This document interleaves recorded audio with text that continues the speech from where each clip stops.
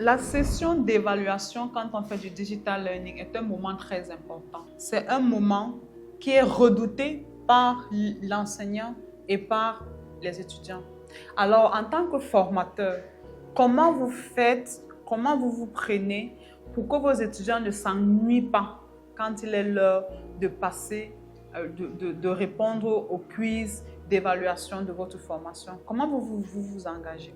Parce qu'il est tout à fait important de mettre à la disposition des étudiants non seulement un contenu engageant et motivant, mais aussi une session d'évaluation engageante et motivante. Alors nous allons voir ensemble dans cette vidéo comment mettre en place un quiz, comment booster votre quiz pour qu'il ne soit plus ennuyeux, que les étudiants ne soient pas simplement en train de cocher les cases suivant un ordre cohérent ou une logique incohérente, genre je coche toutes les premières pages ou je coche tous les A ou je coche tous les B. Nous allons voir dans cette vidéo comment arriver à proposer à vos étudiants un quiz à la fois engageant et motivant. Bonjour, je suis Astrid de la Han Academy, une agence de digital learning. Je suis moi-même passionnée du digital learning et mon rôle, mon devoir, mon combat, celui que je me suis assigné à moi-même, c'est de vous apporter du contenu, de la motivation et de la valeur pour vous faire passer de formateur 2.0, ce formateur-là qui ne sait faire que du présentiel et du traditionnel, au formateur 4.0, 5.0, ce formateur pour qui le digital n'a plus de secret et qui est capable de former en ligne, à distance, sans problème, sans difficulté. L'évaluation dans le digital learning reste un véritable sujet d'inquiétude pour plusieurs formateurs. Il est question de véritablement percevoir si l'étudiant a compris et assimilé la leçon qu'on a passée à travers les contenus qui ont été mis à sa disposition.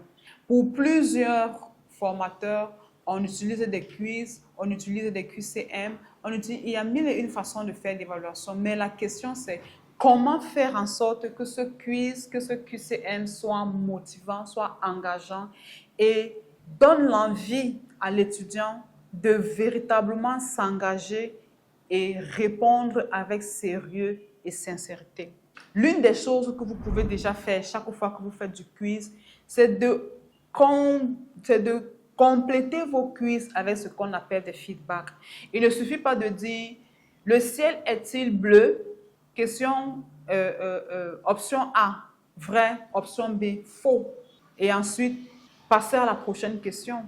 Vous pouvez, à la suite de la question et des différentes possibilités de réponse, ajouter un commentaire. Vous pouvez, à la suite de cela, si l'étudiant a trouvé, si l'étudiant coche la bonne réponse, vous mettez en place un feedback qui lui dit « Ah, bravo, vous avez coché la bonne réponse. Effectivement, le ciel est bleu et le ciel est bleu parce que… » C'est-à-dire que même dans le quiz, même dans l'évaluation, l'étudiant continue d'apprendre, l'étudiant continue, vous continuez de lui donner du contenu, vous continuez de renforcer le contenu que vous lui avez déjà donné dans les sessions, dans les sessions d'apprentissage. Il est dans l'évaluation, mais il continue d'apprendre. Si l'étudiant répond au quiz par une mauvaise réponse, par une réponse qui n'est pas vraie, qui n'est pas adéquate, vous accompagnez cette mauvaise réponse-là par un feedback qui lui dit « Non, tu n'as pas donné la bonne réponse, mais ne te décourage pas.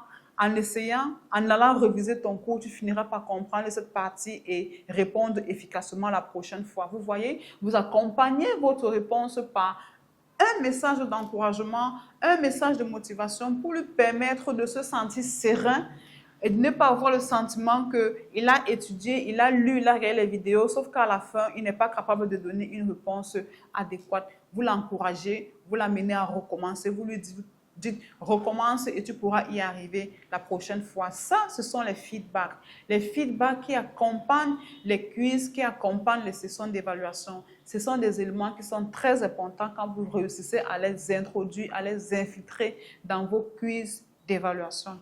Un autre élément que vous pouvez mettre en place et qui va aider et qui va augmenter la valeur de votre quiz, c'est le multimédia.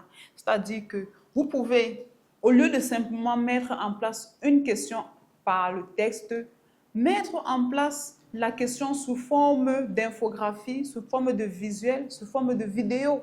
Alors là, vous activez les neurones de l'étudiant, vous activez ses fonctions cognitives et vous l'obligez ou alors vous l'amenez à être plus attentif à la question, plus attentif à l'énoncé de la question afin de répondre de façon optimale et adéquate à la question.